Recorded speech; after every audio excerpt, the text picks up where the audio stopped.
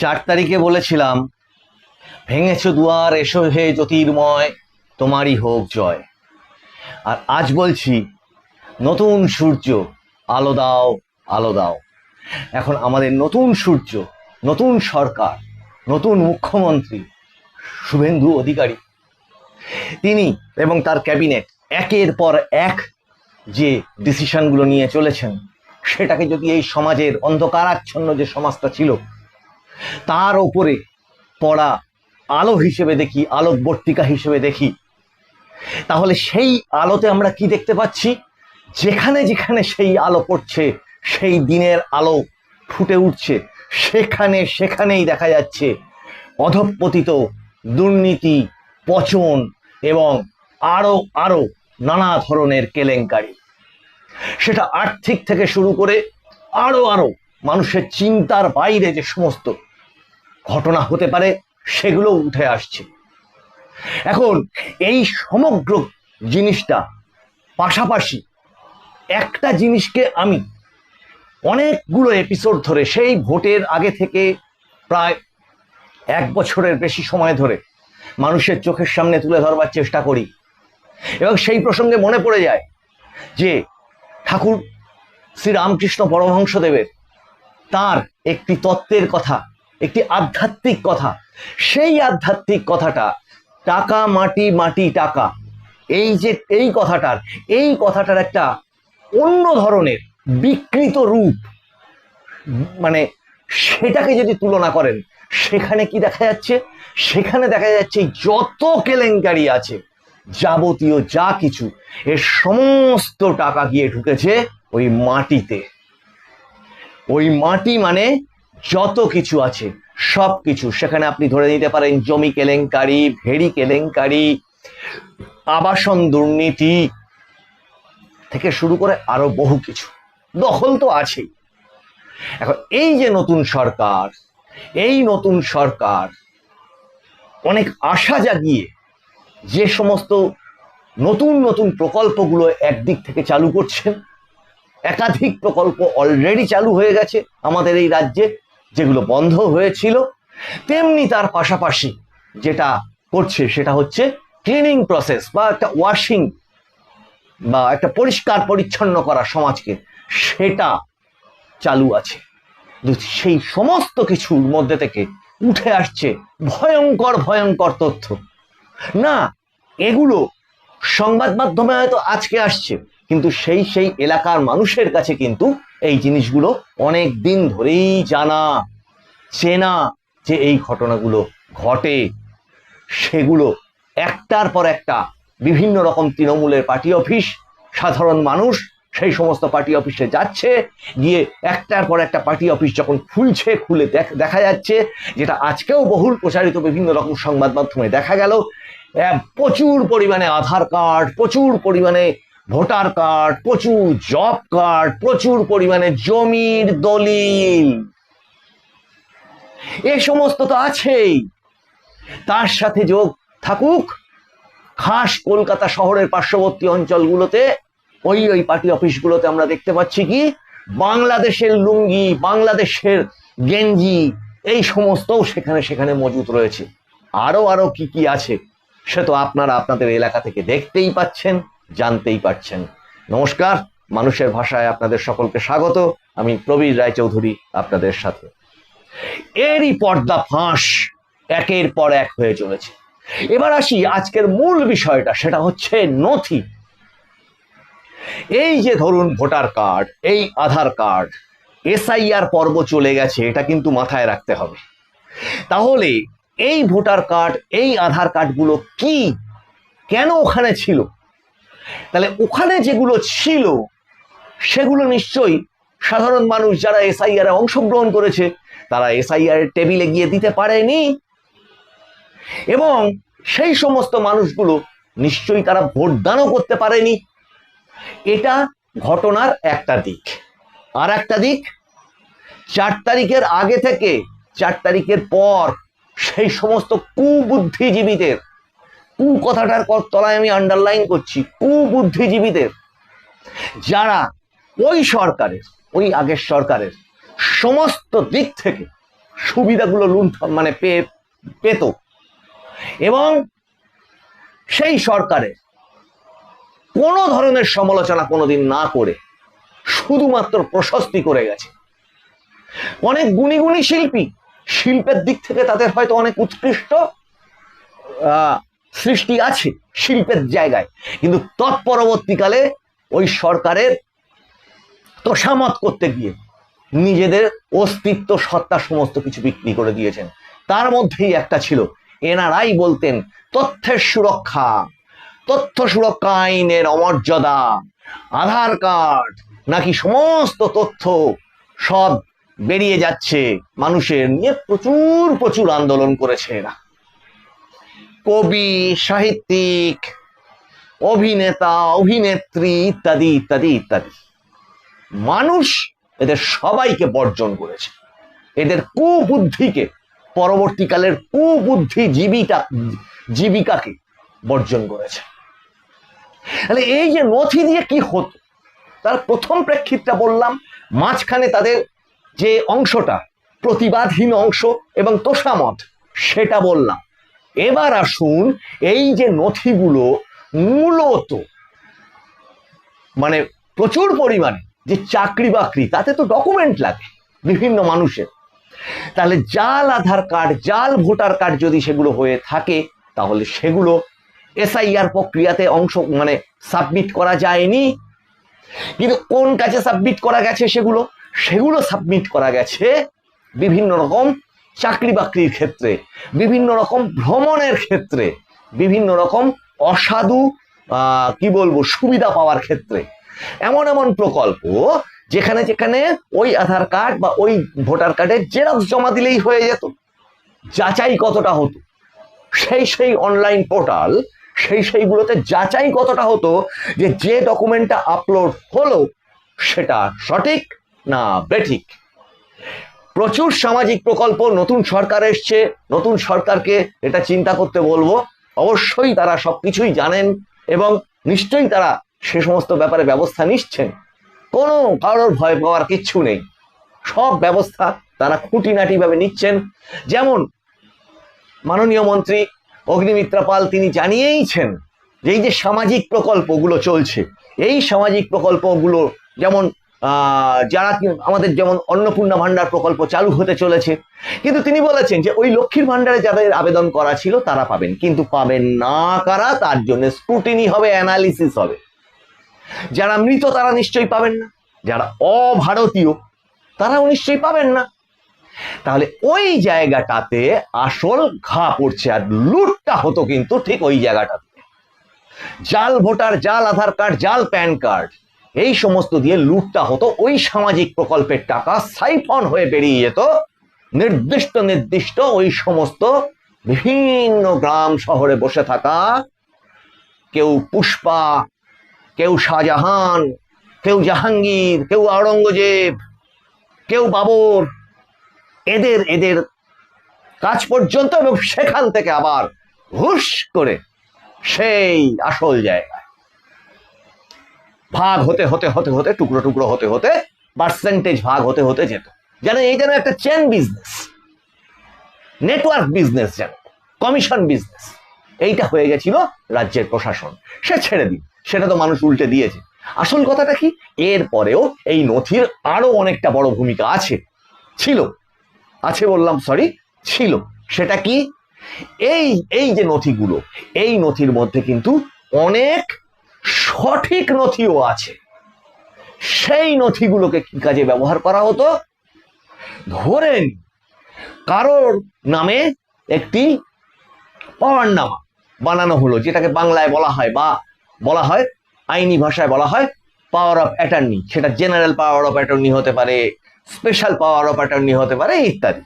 এবার সেই power of অ্যাটর্নিটাকে নির্দিষ্ট মুহুরিদের দ্বারা লেখানো হতো আটঘাট বেঁধে, আইনের সমস্ত দিকগুলো বেঁধে। এরা বড় বড় লয়ারদের ভালো করে যত্ন করে তদবির করে রেখে দিতেন মাইনে। এদের একটা টিম থাকতো, আইনজীবী থেকে শুরু করে সিএ, এদের একটা বড় টিম থাকতো, নেটওয়ার্কটা সাজানো থাকতো।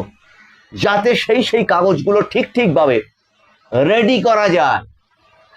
সেই রেডি করতে গিয়ে যখন ওই পুরো কাগজটা রেডি হয়ে যেত, তখনই শুরু হতো ধীরে ধীরে হুমকি, ধীরে ধীরে মানুষকে যাতে ওদের ভাষায় জ্বালাতন করে উত্তক্ত করে দাও, যাতে কেউ কেউ নিজে ছেড়ে চলে যায়, আর যে একটু দাঁত কামড়ে থাকবার চেষ্টা করবে তারপরে পড়বে তার দ্বিতীয় ডোজ ওষুধ, হুমকি।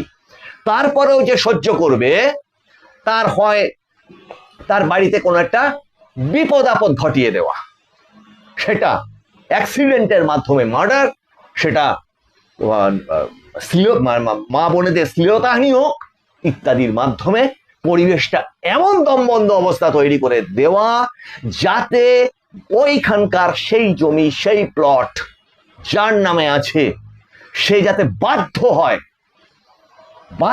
হয় দমবন্ধ হয়ে যে তাদের প্রস্তাবগুলোকে মেনে নিতে। এটা গেল প্রথম অংশ। দ্বিতীয় অংশ হচ্ছে তাতেও যে মানবে না, তার জন্য ছিল বন্দুক পিস্তল ঘিরে ধরে মেরে দাঁড় করিয়ে তার নির্দিষ্ট আলাদা আলাদা পার্টি অফিসে নিয়ে যাওয়া, ফাঁকা জায়গায় নিয়ে যাওয়া, গিয়ে ঘিরে রেখে দেওয়া, রেজিস্ট্রি অফিস সঙ্গে আগের থেকে বলে কয়ে রাখা কোন দিন সেই রেজিস্ট্রিটা হবে, বিএলআরও অফিসে আগে থেকে বলে রেখে দেওয়া, ওই রেজিস্ট্রিটা হয়ে গেলে দ্রুত সেই নাম কেটে দিয়ে তাদের নাম ঢুকিয়ে দিতে হবে। এইটা একটা বিরাট বড় নেটওয়ার্ক। এবার যে বললাম না যে আরো দাঁত কামড়ে থাকলো, তাকে কি করা হলো? পরিবার শুদ্ধ তাকে আলাদাভাবে কোনোভাবে ঘিরে ফেলা হবে, বন্দুক দেখানো হবে, ভয় দেখানো হবে, মেরে ফেলার হুমকি দেওয়া হবে, কিডন্যাপ করা হবে। কটা কেস, কটা মানুষ চেঁচাতে পেরেছে, কটা শ্লীলতাহানির কেস থানায় গেছে, যায়নি। এক ভয়ঙ্কর সন্দেশখালী, ফলতাই পুরোটাই হচ্ছে ওই যে বলতো ডায়মন্ড মডেল। ওইটাকে মডেল কথাটা বলার মানে কি, ওই মডেলটাকে বিভিন্ন গ্রামে ফলো করো, করে তোমরাও করো। তাহলে যে ওই প্রতিবাদটা করে শেষ পর্যন্ত থাকলো, তাকে ওই কাগজটার মধ্যে কি লেখা আছে সেটা পড়তে পর্যন্ত দেওয়া হলো না, তাকে বলা হলো সই করো, শুধু সই করো। সই করে কাগজটা হাত থেকে টেনে নিয়ে এবার তুমি বিদেয় হও, এখান থেকে তোমার কিচ্ছু নেই, এখান থেকে সরো। এই হচ্ছে পুরো সিস্টেমটার একটা কায়দা।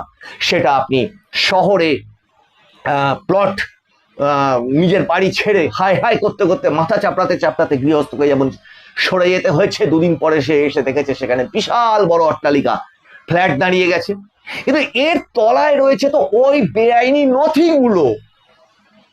এবং একজন ক্রিকেটার আমাকে প্রচুর দর্শক বন্ধু হোয়াটসঅ্যাপে আপনাদের বিভিন্ন এলাকার বিভিন্ন সমস্যাগুলো জানাচ্ছেন, এবং এই কথাটা ব্যবহার করছি। নতুন সরকার এসে তারাও দেখছেন ঠগ বাঁচতে গাঁ উজাড় হয়ে যাচ্ছে। মানে আগেকার দিনে ওই ব্রিটিশ সাম্রাজ্যের সময় তাদের বিভিন্ন রকম কয়েদিদের অস্ট্রেলিয়া, আমেরিকা, এই সমস্ত জায়গায় বিভিন্ন দ্বীপে দ্বীপান্তরে পাঠাতো, নির্বাসনে পাঠাতো। এই সমস্ত গল্প আমরা বিভিন্ন সময় জানি, ইতিহাস এটা।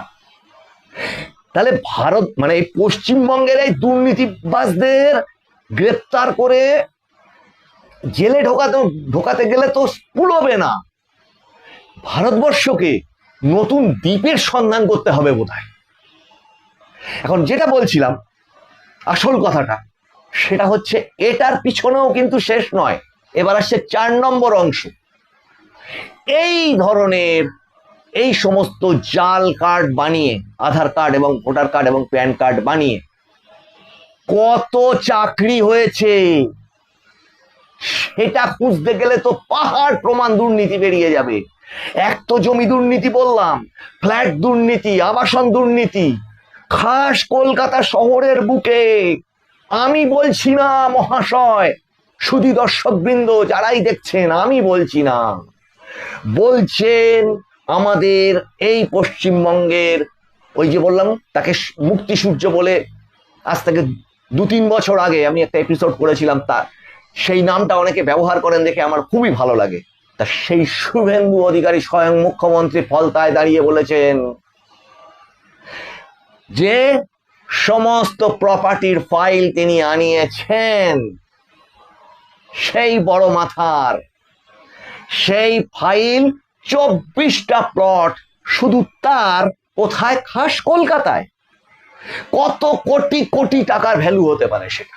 এরপরে ছড়িয়ে চলে যান ওই দক্ষিণ কলকাতা থেকে, আমি বলেছিলাম একদম ওখান থেকে গাড়ি নিয়ে যেতে থাকুন একদম দক্ষিণ 24 পরগনার মাঠে প্রান্তরে, অলিতে গলিতে, চতুর্দিকে জলা জমি, সমস্ত জলা জমি নিয়ে ফুলে ফেঁপে উঠেছিল বিভিন্ন ধরনের এই অবৈধ প্রজেক্টগুলো। প্রচুর মানুষকে ঠকিয়ে সেই প্রজেক্টগুলো আবার বুকিং করানো হয়েছিল, এবং সেই বুকিং করিয়ে তাদের প্রজেক্টগুলোকে হ্যান্ডওভার করা হয়নি। তাতে খুব বিখ্যাত একজন ক্রিকেটার, সেই ক্রিকেটার পর্যন্ত তার মধ্যে জড়িত, যিনি বড় বড় করে অ্যাড দিতেন বিভিন্ন প্রজেক্টের, কিন্তু সেই প্রজেক্টের ফ্ল্যাট, সেই প্রজেক্টের যে মালিকানা, যা সম্পত্তি যেগুলো বুকিং করা হয়েছিল, একটাও কেউ পায়নি। সে তদন্ত হোক। ওই বড় ক্রিকেটার কোথায় কোথায় আর কোথায় কোথায় ইনভেস্ট করে রেখে দিয়েছে, কোথায় কোথায় তার জমি, কোথায় কোথায় নাকি তিনি স্টিল ফ্যাক্টরি করবেন বলেছিলেন, সমস্ত খুঁজে বার করা হোক, এবং বেরোবেও সবকিছু। কিন্তু ওই যে বললাম, এর পাশে রয়েছে চাকরি। এত বিভিন্ন দপ্তরে এই জাল ভোটার কার্ড, জাল আধার কার্ড দেখিয়ে চাকরিতে ঢুকে গেছে, সেটা ওয়াশ করতে হবে। কারণ আপনি ভেবেই দেখুন, আমাদের ভারতবর্ষে যে কোনো রকমের কাজ করতে গেলে, সেটা আপনি ভোটে দাঁড়াতে চান, ভোটে দাঁড়াতে গেলেও কিন্তু খেয়াল করুন, এটা খুব বেশি করে আন্ডারলাইন করুন, বোল্ড করে লিখুন। নতুন সরকারের সবাইকে অনুরোধ করছি, এটাকে গুরুত্ব দিন। তার কারণ আমরা দেখেছি, বাংলাদেশের বাসিন্দা, সে আমাদের এখানকার পঞ্চায়েত প্রধান, পঞ্চায়েত মেম্বার হয়ে বসে আছে, সে আমাদের এখানকার পৌরসভার চেয়ারম্যান, কাউন্সিলর হয়ে বসে থাকছে। কারণ ওই জাল নথি, ওই জাল নথি দিয়েই কিন্তু আমাদের ভারতবর্ষের, মানে আমাদের ডকুমেন্ট দিয়ে, ভারতবর্ষের শুদ্ধ ডকুমেন্ট দিয়ে সমস্ত কাজ করতে গেলেই যে কোনো একটা ডকুমেন্ট আপনার লাগবে, একটা আইডি প্রুফ, অ্যাড্রেস প্রুফ, এগুলো লাগবে। তাহলে সেটা যদি জাল করা হয়, কটা জায়গাতে, আমার প্রশ্ন হচ্ছে, কটা জায়গাতে অনেক কন্ট্রাকচুয়াল নিয়োগ হয়, অনেক প্রাইভেট ফার্মে নিয়োগ হয়, এই সমস্ত জায়গাতে কিন্তু ওই বিদেশি জামাত এবং জেহাদি চক্র, পাকিস্তানি ষড়যন্ত্র ঢুকে ঢুকে বসে রয়েছে। এখন সেইটা এই নথি, অ্যানালিসিস, স্ক্রুটিনি, এই সমস্ত মাধ্যম দিয়েই কিন্তু বেরোবে। আর স্বরাষ্ট্রমন্ত্রী মাননীয় অমিত শাহ, প্রধানমন্ত্রী তো বলেইছেন, তিনি জনসভায় বলে গেছেন যে এই সমস্ত লুটের তদন্ত হবে এবং ক্ষতিগ্রস্তদের সেগুলো ফেরানোও হবে। কিন্তু যে পাহাড় প্রমাণ দুর্নীতি, তার যদি লাস্ট অংশটা ধরেন, সূত্র বা ওই অক্টোপাসের সুরের মতো চতুর্দিক ছড়িয়ে রয়েছে, প্রত্যেকটা গ্রাম, প্রত্যেকটা মহল্লা, প্রত্যেকটা ব্লক, পঞ্চায়েত, পৌরসভা, প্রতিটি জায়গাতে কিন্তু বসে আছে এক একটা মুখ্যমন্ত্রী, তৎকালীন, এখনকার না। ওই যে আমাদের রাজ্যের একটা মুখ্যমন্ত্রী ছিল না, ছিল অসংখ্য অসংখ্য মুখ্যমন্ত্রী। কারণ দেশে তো আইনই ছিল না, প্রত্যেকে তার নিজের নিজের, ওই যে দেখিয়েছিলাম না আপনাদের, এলাকা বলছে এটা আমার এলাকা, তার মানে ওর এলাকাতে ও নিজে মুখ্যমন্ত্রী, ও নিজে প্রধানমন্ত্রী, ওই রাষ্ট্রপতি, ওরই সংবিধান, ওই গ্রামটা, ওই ব্লকটা, ওই মহল্লাটা, ওই পৌরসভাটায় চলতো। এবং এটাও তদন্ত করে দেখবার অনুরোধ করছি সরকারকে, নতুন সরকারকে, যে প্রচুর মানুষের এই ধরনের ভোটার কার্ড এবং আধার কার্ড যেগুলো আসল, সেগুলোকে লুট করে রেখে দেওয়া হতো। কেন? ডিবিটি, ডিরেক্ট বেনিফিট ট্রান্সফার, সেটা তৎকালীন সময়ে লক্ষ্মীর ভান্ডার হোক, কন্যাশ্রী হোক, বা আমাদের কেন্দ্রীয় সরকারের কোনো ধরনের প্রকল্পের টাকা হোক, অসুস্থতার কোনো বেনিফিট হোক, আবাসের যে টাকা সেটা হোক, কাজে তার অ্যাকাউন্টে ঢুকবে। কিন্তু তার অ্যাকাউন্টে সেই টাকা ঢুকবে না, তার কারণ আধার কার্ড, ভোটার কার্ড, এবং আরো ইম্পর্টেন্টলি উল্লেখ করছি, তার জমির দলিল তো ছেড়েই দিন, সে তো হলোই, ব্যাংকের বই, ব্যাংকের এটিএম কার্ড, তারা রেখে দিত।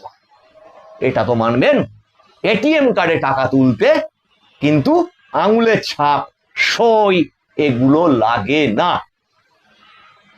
সুধী দর্শকবৃন্দ, আপনাদের এপিসোডগুলো লাগলে ভালো লাগলে একটু সাবস্ক্রাইব করুন। আপনারা হাত খুলে লিখুন কমেন্টে, একটু শেয়ার করুন। আমাদের সকলেরই দায়িত্ব এই নতুন সরকারকে সাহায্য করা। দেশ গঠন, সমাজ গঠন এটা খুব ইম্পর্টেন্ট, এবং বিদেশি এই ষড়যন্ত্র, বিদেশি চক্রের বিরুদ্ধে লড়ে তাদেরকে এই দেশ থেকে হটানো, সেটাও আমাদের একটা দেশপ্রেমিক মানুষ হিসেবে কর্তব্য। আপনারা নোটিফিকেশন অন রাখবেন। এটা বলছি যে নোটিফিকেশন ঢুকতে ইউটিউবের হয়তো কোনো একটা সমস্যা হচ্ছে, আপনারা মানুষের ভাষা ওপরে লিখে, ইউটিউবে লিখে আপনারা সার্চ করলে এপিসোডগুলো দেখতে পাবেন। এটা ইউটিউবের হয়তো কোনো টেকনিক্যাল সমস্যা হচ্ছে, আমরা জানিয়েছি সেটা। কাজেই আপনারা একটু সাপোর্ট করুন, এপিসোডগুলোকে একটু শেয়ার করুন। আপনাদের সঙ্গে আবার দেখা হচ্ছে সামনের এপিসোডে। আপনারা নজর রাখুন মানুষের ভাষার পর্দায়। মানুষের ভাষা সবার মনের কথা বলে। নমস্কার।